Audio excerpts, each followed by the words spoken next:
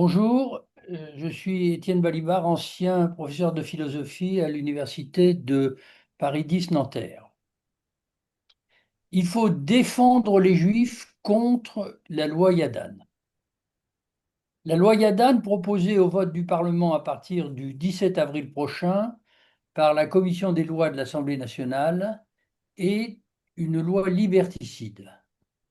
Non seulement elle contrevient aux principes garantissant la liberté des opinions historiques et des débats politiques qui fondent notre démocratie en droit constitutionnel, mais elle criminalise par avance toute expression publique, depuis la recherche savante jusqu'à la prise de parti argumentée, qui s'inscrirait en faux par rapport à la version du conflit israélo-palestinien que promeut l'un des deux camps, le camp des vainqueurs. La loi Yadan constitue une provocation délibérée et une menace envers toutes ces composantes de l'opinion publique, de plus en plus nombreuses, de mieux en mieux étayées par les conclusions des cours de justice internationale qui, en France et ailleurs, qualifient de crime contre l'humanité l'anéantissement du peuple palestinien et l'appropriation de son territoire par l'État israélien, lequel s'est redéfini officiellement en 2018 État-nation du seul peuple juif. Comme tel, au lieu de contribuer à la recherche d'une solution pacifique, dont les gouvernements français successifs, y compris l'actuel, s'affirment toujours partisans, elle engendrera des contradictions insolubles entre le discours autorisé que porte la France et l'évidence massive des réalités qu'elle doit prendre en compte. Enfin et surtout, la loi Yadan qui prétend protéger les Juifs contre de nouvelles formes d'antisémitisme va, si elle est adoptée, contribuer à leur intensification, pour le plus grand dommage des individus et des communautés qui s'identifient comme juifs en un sens ou en un autre.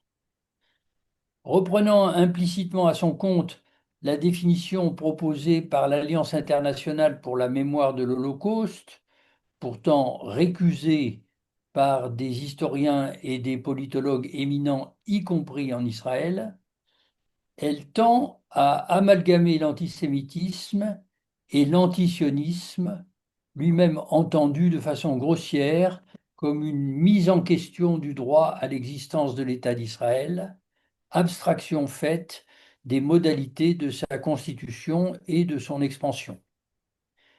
Elle conduira à désigner tout citoyen juif de notre pays comme un représentant volontaire ou involontaire des politiques israéliennes, alors même que celles-ci sont légitimement contestées par des juifs et par des non-juifs.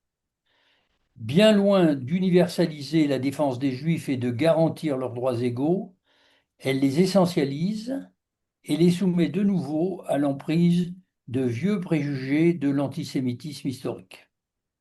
C'est une redoutable perversion du sens des mots au service d'intérêts communautaires ou diplomatiques qui ne s'avouent pas comme tels.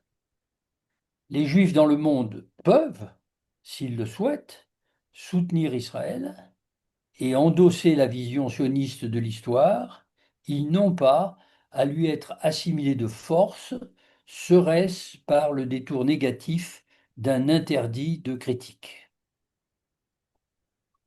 En adoptant un tel projet de loi, les législateurs commettraient donc à la fois une faute morale et une dangereuse erreur politique en le rejetant, au contraire, comme le demandent les 500 000 signataires de la pétition déposée sur le site de l'Assemblée nationale, autrement dit en maintenant le cadre actuel de la répression contre les actes et les discours antisémites, y compris la négation de la Shoah et l'assimilation des Juifs à un corps étranger dans la nation. Ils feront preuve, c'est ma conviction, et de rigueur et de lucidité. C'est ce que nous attendons d'eux et ce pourquoi nous les élisons. Merci de votre attention.